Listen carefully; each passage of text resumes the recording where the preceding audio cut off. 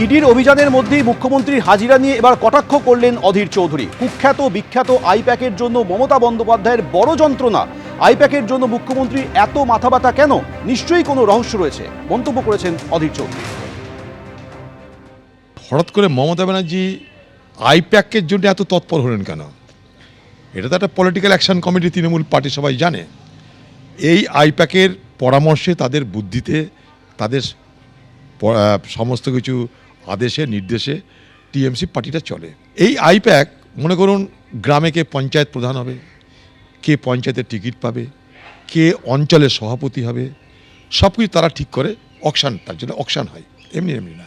ব্লকের সভাপতি কী হবে, জেলা সভাপতি কী হবে, ডিস্ট্রিক্ট চেয়ারম্যান কী হবে, পঞ্চায়েত সমিতির সব তৈরি করে এই আইপ্যাক অকশান করে। সেই টাকা চলে যায় খোকাবাবুর কাছে এবং তারা তো নিজেরা মারেই সেই টাকা। তো সেই রকম একটা কুখ্যাত বিখ্যাত আইপ্যাকের জন্য মমতা ব্যানার্জির সুখ্যাতি নষ্ট হতে পারে, তার জন্য তার বড় যন্ত্রণা হচ্ছে, তার জন্য তিনি দৌড়ে গেছেন।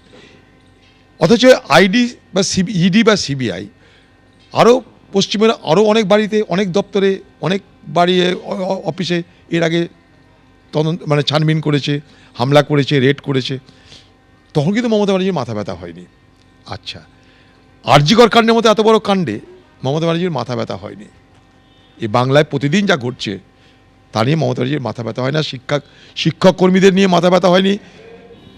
অথচ হঠাৎ করে মমতা ব্যানার্জির আইপ্যাক নামক সংস্থার জন্য এত মাথা ব্যথার পিছনে কোনো রহস্য তো লুকিয়ে আছে বলে মনে হয় আমার।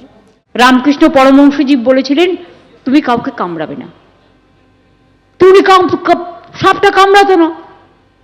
এরপর তাই দেখে অনেকে ভাবলো, আরে এ তো নির্জীব হয়ে গেছে, একে লাঠি মারো, একে ঢিল মারো। মার খেতে খেতে সে একদিন অসুস্থ হয়ে পড়ল। স্বামীজির কাছে, রামকৃষ্ণ পরমহংসদেবের কাছে এসে বলল, ঠাকুর তুমি আমায় কাউকে কামড়াতে বারণ করেছো, আমি তো কাউকে কামড়াই না। তখন রামকৃষ্ণ পরমহংসদেব বলছেন, আরে আমি তো তোমাকে কামড়াতে বারণ করেছি, ফোঁস করতে বারণ করেছি কি? তো আজকে ফোঁস করলাম এই কারণে, কখনো কখনো reaction is the action, action has the reaction. তুমি আমাকে এক গালে ঘুষি মারবে আর আমি কি আর একটা গাল পেতে দেবো? আমি তোমায় ঘুষি মারতে চাই না।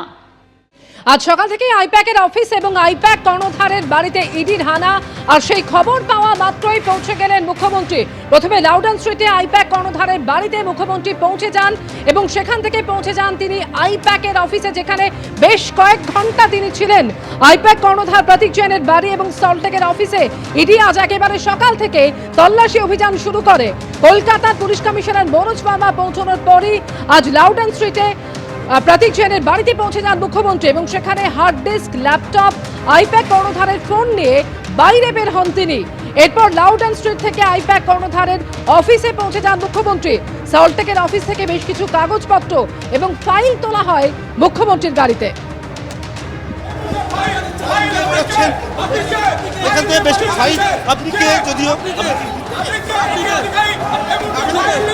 ফাইল নিয়ে বেরোচ্ছেন, আমরা দেখতে পাচ্ছি একজন বেশ কিছু ফাইল নিয়ে এই মুহূর্তে বেরিয়ে যাচ্ছে। তিনি নিজের পরিচয় যদিও দিচ্ছেন না। একটা প্রাইভেট যে গাড়ি, সেই গাড়িতে দেখতে পাচ্ছি একটি গাড়িতে বেশ কিছু ফাইল তোলা হচ্ছে, কাগজ তোলা হচ্ছে এবং কোনো রকমের নিরাপত্তা রক্ষীরা ছাড়া সেখানে কিন্তু সেই ফাইল তারা তুলে নিয়ে যাচ্ছেন। আইপ্যাকের কর্ণধারের বাড়ি এবং সল্টলেকে আইপ্যাকের অফিসে ইডির হানার পর এবার হাইকোর্টের দ্বারস্থ প্রতীক জৈন। হাইকোর্টের দৃষ্টি আকর্ষণ করেছেন আইপ্যাক কর্ণধারের আইনজীবী। বিস্তারিত কথা বলবো, আমাদের প্রতিনিধি সৌভিক মজুমদার টেলিফোনে রয়েছেন। সৌভিক, কি অভিযোগ করা হয়েছে আইপ্যাকের কর্ণধারের আইনজীবীর তরফে?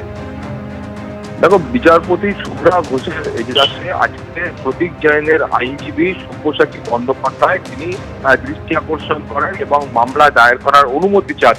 মূলত তার অভিযোগ হলো যে এই মামলার ক্ষেত্রে ইডি আজকে যে কর্মকাণ্ড তারা এখনো পর্যন্ত ঘটিয়েছে সেটাকে তারা অতি সক্রিয়তা বলে মনে করছেন এবং তাদের বক্তব্য হলো যে ইতিমধ্যেই তুমি জানো যে প্রতীক জৈনের বাড়ি রয়েছে এবং পাশাপাশি সল্টলেকে আইপ্যাকের যে অফিস রয়েছে, এই দুটি অফিসে যেভাবে কার্যত অতর্কিতে ইডির আধিকারিকরা তল্লাশি চালিয়েছেন এবং দীর্ঘ সময় ধরে চালিয়েছেন, সেটাকে তাদের অতি সক্রিয়তা ছাড়া আর কোনো কিছু বলে তাদের আইনজীবীরা মনে করছেন না। এবং যেটা আইনজীবীরা ব্যাখ্যা দিচ্ছেন যে এই গোটা ঘটনা সেটা কিন্তু আজকের ঘটনা নয়, সেটা বহু পুরনো ঘটনা এবং এই ধরনের একটা পুরনো ঘটনার ক্ষেত্রে তারা যখন তল্লাশি করছেন, তারা যখন এই ধরনের একটা অভিযানে নামছেন, সেটা এই একেবারে কার্যত ভোর 6টা থেকে এই অভিযান তারা করছেন, তাহলে তারা এর আগে তাদেরকে অবগত করে অর্থাৎ প্রতীক জৈনকে নোটিশ দিয়ে বা আইপ্যাককে নোটিশ দিয়ে তারা এই গোটা তল্লাশিটা করতে পারতেন, কিন্তু তারা সেটা না করে একেবারে অতর্কিতে তাদের এই দুটো জায়গায় হানা দিয়েছে। এমনকি প্রতীক জৈনের যে বাসভবন রয়েছে সেখানে পর্যন্ত তারা গিয়ে দীর্ঘক্ষণ তল্লাশি করেছে। ফলে এই গোটা বিষয়টাকে প্রতীক জৈন মনে করছেন যে এখানে ইডির আধিকারিকরা তারা অতি সক্রিয় হয়ে উঠেছে, যেটা কার্যত নিষ্প্রয়োজন ছিল। এবং এই ঘটনার ক্ষেত্রে একেবারে শুরু থেকে ইডি যেখানে যেখানে যা যা সহযোগিতা প্রয়োজন ছিল সেই সহযোগিতা তারা পেয়েছে। ফলে হঠাৎ করে কেন এইভাবে তাদের বাড়িতে এবং অফিসে হানা দিল ইডি, সেই বিষয়টা নিয়েই তারা কলকাতা হাইকোর্টে এসেছেন এবং মামলা দায়েরের প্রক্রিয়া সম্পন্ন হলে আগামীকাল শুনানির সম্ভাবনা রয়েছে।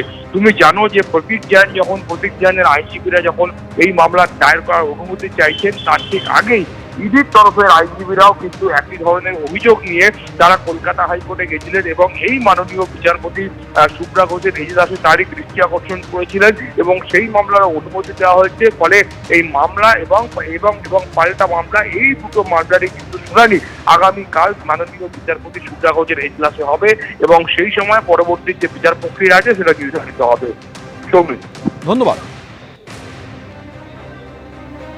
এবিপি আনন্দ, এগিয়ে থাকে, এগিয়ে রাখে।